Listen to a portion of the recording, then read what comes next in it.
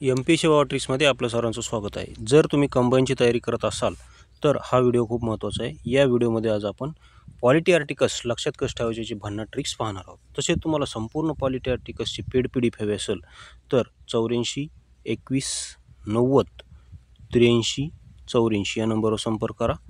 कारण आपल्याकडे संपूर्ण आर्टिकल्सची ट्रिक्ससह पेड PDF बनवलेली आहे. तसेच MP सेवा ट्रिक्सचे टेलिग्राम चॅनल आहे, ते जॉईन करा. आता बघा, पॉलिटी आर्टिकल्स ट्रिक्स कलम 1 पहा. कलम 1 काय तर कलम 1 आहे संघराज्याचे नाव आणि त्याचे राज्यक्षेत्र. कलम 1 काय आहे संघराज्याचे नाव आणि त्याचे राज्यक्षेत्र. तर याला कसं लक्षात ठेवायचं पहा. तर डॉक्टर आंबेडकर म्हणाले की भारत हा सर्व राज्यांचा मिळून कलम 1 नुसार एकच संघ असेल. बघा, भारत हा सर्व राज्यांचा मिळून एकच संघ असेल. भविष्यात भारताचे दोन संघ होऊ शकणार नाही म्हणजे नाही. भारताचे दोन संघ होणार नाहीत, तो एकच राहणार. भविष्यात आता राज्य जेवढे त्यापेक्षा भविष्यात राज्य कितीही होतील. भविष्यात समजा राज्य 50 होतील, 100ही होतील, पण भारत हा एक होता, एक राहणार आणि तो कायमस्वरूपी एकच राहणार. तर त्यामुळे म्हणजे एकच राहणार, एकच संघ म्हणजे एकच भारत, म्हणून कलम 1 नुसार एकच भारत एकच संघ असं लक्षात ठेवा. त्यामुळे त्याला कलम 1 मध्ये टाकलेलं आहे. त्यानंतर कलम 2 आणि 3 मध्ये पहा थोडासा फरक आहे. तर 2 आणि 3 मध्ये कन्फ्यूज होऊ नये म्हणून मी अगोदर तुम्हाला 3चं ट्रिक केलेली, ती 3ची ट्रिक सांगतो अगोदर, नंतर 2 सांगतो. तर पहा कलम 3 काय आहे. तर कलम 3 आहे की नवीन राज्यांची निर्मिती करणे. कलम 3 नुसार नवीन राज्यांची निर्मिती केली जाते. तर याला ट्रिक्सनुसार असं लक्षात ठेवू. हे बघा कलम 3, हे बघा हे कलम 3 आहे.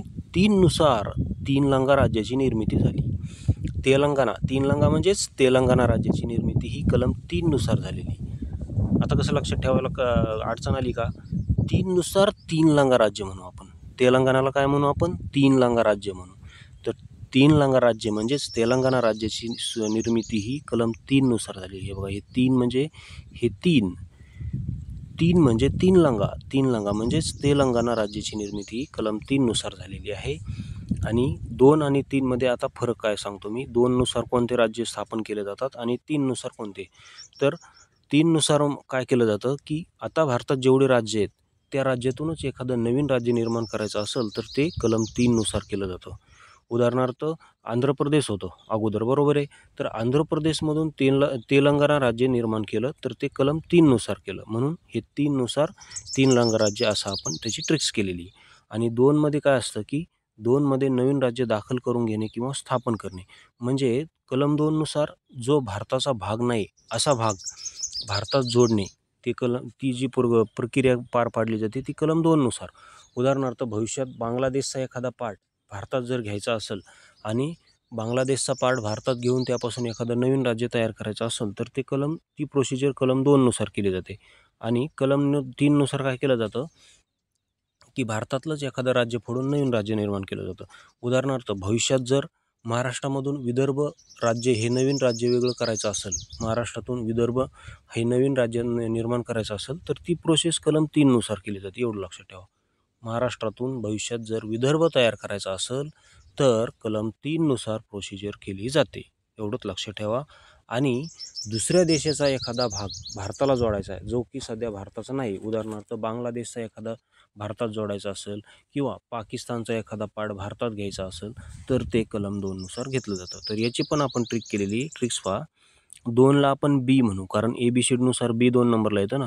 तर मग बी म्हणजे बी फॉर भारताच्या बाहेरचा प्रदेश भारतात सामावून घेणे. उदाहरणार्थ बांगलादेश किंवा 2 नुसार अगोदर दुसऱ्यांचं घ्यायचं असं आपण म्हणू. अगोदर बघा कोणाची आपली वृत्ती कशी असते माणसाची, अगोदर दुसऱ्यांचं घ्यायचं नंतर आपलं हे करायचं. अगोदर दुसऱ्यांचं घ्यायचं हिसकावून. म्हणून 2 म्हणजे दुसरे, अगोदर दुसऱ्यांचं घ्यायचं, दुसऱ्यांचा पार्ट भारतात सामावून घ्यायचा. म्हणजे ही प्रोसेस कलम 2 नुसार असं लक्षात ठेवू शकता तुम्ही. आणि कलम मी 3 सांगितलं आहे तुम्हाला की नवीन राज्याची निर्मिती, जे ऑलरेडी भारतात राज्य आहेत तेच त्याचेच फोडून एखादं नवीन राज्य निर्माण करणे. आणि कलम 4 काय, तर कलम 4 आहे की कलम 4 काहीच महत्त्वाचं नाही, फक्त कलम 4 हे असं सांगते की 2 आणि 3 नुसार केलेले बदल घटनादुरुस्ती मानली जाणार नाही. ते एक साधा बदल असेल, साधा. कलम 2 आणि 3 नुसार केलेले बदल घटनादुरुस्ती मानली जाणार नाही. ते केवळ साध्या बहुमताने ते केले जातात. त्यानंतर कलम 5 पहा काय. कलम 5 आहे घटनेच्या प्रारंभीचे नागरिकत्व. बघा भाग 2 मध्ये नागरिकत्व येतात. कलम बघा भाग 1 मध्ये आपण पाहिलं कलम 1 पासून 4 पर्यंत येतात. आता भाग 2 मध्ये कलम 5 पासून ते 11 पर्यंत नागरिकत्वासंबंधी कलम येतात. तर ते आता एक एक आपण पाहू. लक्षात कसं ठेवायचं ते पण पाहू. तर कलम 5 मध्ये घटनेच्या प्रारंभीचे नागरिकत्व दिलेले आहे. बघा कलम 5 मध्ये काय दिलेलं आहे तर घटनेच्या प्रारंभीचे नागरिकत्व. तर याला ट्रिक्सनुसार कसं लक्षात ठेवायचं घटनेच्या जस्ट 5 मिनिटापूर्वीचेच नागरिकत्व असं आपण म्हणू. काय म्हणायचं आपण घटनेच्या जस्ट 5 मिनिटापूर्वीचे नागरिकत्व. त्यानंतर कलम 6 बघा. कलम 6 आहे पाकिस्तानमधून भारतात आलेल्या व्यक्तींचे नागरिकत्व. पाकिस्तानमधून भारतात आलेल्या व्यक्तींचे नागरिकत्व. तर याला ट्रिक्सनुसार असं लक्षात ठेवू पाकमधून फलटणमध्ये आलेल्या व्यक्तीचे नागरिकत्व. आता फलटण का म्हणलं कारण फलटण हे साताऱ्यामधलं तालुका आहे. साताऱ्याचा तालुका आहे म्हणजे ते भारतात आलाय ना. पाकिस्तानातून भारतात आलाय तर भारतात कुठं आलाय फलटणला आलाय असं. भारतात कुठं आलाय फलटणला आलाय. मग फलटणच का म्हणलं कारण फलटणचा एफ हा ABCDनुसार 6 नंबरला येतो म्हणून कलम 6 आपल्याला तसं लक्षात ठेवायचं आहे. त्यानंतर कलम 7 आहे भारतातून पाकिस्तानमध्ये गेलेल्या व्यक्तीचे नागरिकत्व. कलम 7 काय भारतातून पाकिस्तानमध्ये गेलेल्या व्यक्तीचे नागरिकत्व. गेलाय म्हणजे काय गो. गेलाय म्हणजे गो म्हणजे जाणे. हे बघा मग हे 7 असं लक्षात ठेवायचं कारण जी 7 नंबरला येतो. त्यानंतर 8 आहे मूळ भारतीय मात्र भारताबाहेर राहणाऱ्या व्यक्तीचे नागरिकत्व. मूळ भारतीय मात्र भारताबाहेर राहणाऱ्या व्यक्तीचे नागरिकत्व. तर याला कसं लक्षात ठेवायचं की मूळ हिंदुस्थानी म्हणायचं. मूळ हिंदुस्थानी मात्र हॉलंडला राहतोय. हॉलंड म्हणजे भारताच्या बाहेर राहतोय पण मूळ हिंदुस्थानी. मूळ हिंदुस्थानी का म्हणलं मग कारण हिंदुस्थानचा जो येच आहे तो ABCDनुसार 8 नंबरला येतो म्हणून कलम 8 तशा प्रकारे आपल्याला लक्षात ठेवायचं. त्यानंतर कलम 9 आहे नवीन देशाचे नागरिकत्व स्वेच्छेने घेतल्यास तो भारतीय नागरिक नसेल.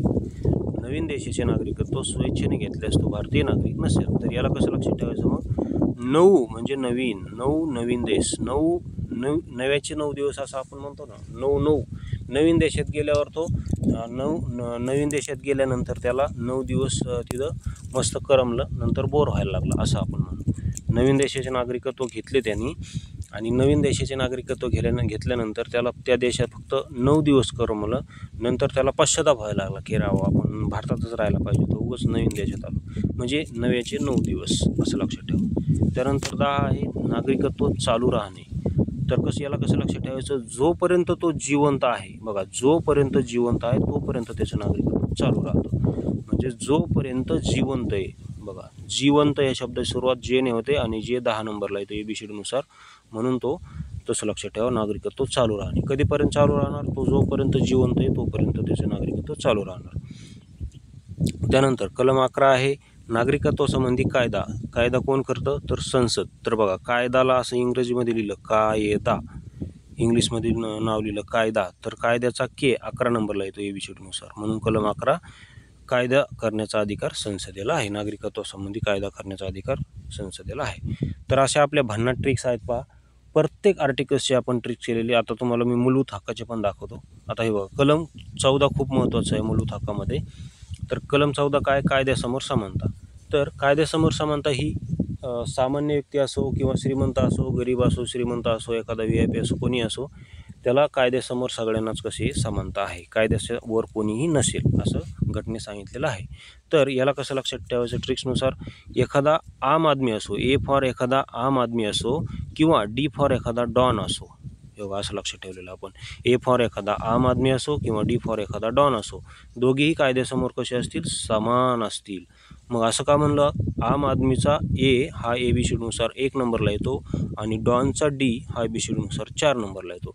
म्हणजे मग 1 आणि त्यावर 4 किती झालं मग कलम 14 म्हणून कलम 14 काय कायद्यासमोर समानता. त्यानंतर कलम 15 आहे धर्म वंश जात लिंग जन्मस्थान या कारणावरून भेदभाव केला जाणार नाही.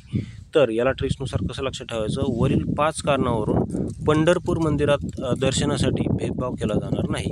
म्हणजे एखादी व्यक्ती मुस्लिम धर्म एखाद्या व्यक्तीचा धर्म मुस्लिम आहे किंवा एखाद्या व्यक्तीचं लिंग ती व्यक्ती तृतीय लिंगी आहे. समजा एखाद्या व्यक्ती तृतीय लिंगी आहे म्हणून तिला पंढरपूर मंदिरात दर्शनासाठी भेदभाव केला जाणार नाही.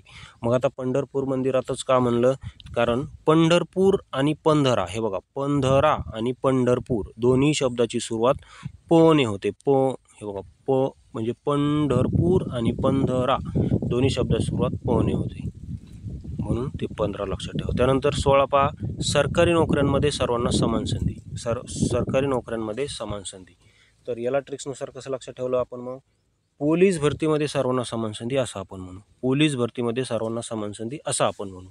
मग पोलीस भरतीच का म्हणलं? त्याचं कारण असं आहे की पोलीस भरतीचा जो पी आहे तो ABCD नुसार 16 नंबरला येतो. किती नंबरला येतो? 16. पोलीस भरतीचा पी हा ABCD नुसार किती नंबरला येतो? 16 नंबरला येतो. आणि पोलीस भरती तर सगळ्यांनाच माहिती आहे की सरकारी नोकरी आहे. पोलीस भरती का प्रायव्हेट नोकरी आहे का? नाही, पोलीस भरती एक सरकारीच नोकरी आहे. मग सरकारी नोकऱ्यांमध्ये सर्वांना समान संधी म्हणजेच पोलीस भरतीमध्ये सर्वांना समान संधी असं आपण म्हणू. आय होप तुम्हाला ह्या ट्रिक्स आवडल्या असतील, आणि जर आवडल्या असतील तर तुम्हाला PDF पाहिजे असेल संपूर्ण आर्टिकलची ट्रिक्सचं तर 84 21 90 83 84 या नंबरवर संपर्क करा. तसेच आपल्या चॅनलला सबस्क्राईब करायला विसरू नका. तसेच MPSC बाबा ट्रिक्स हे आपलं टेलिग्राम चॅनल आहे, ते जॉईन केलं नसतं तर जॉईन करा. व्हिडिओ पाहिल्याबद्दल धन्यवाद.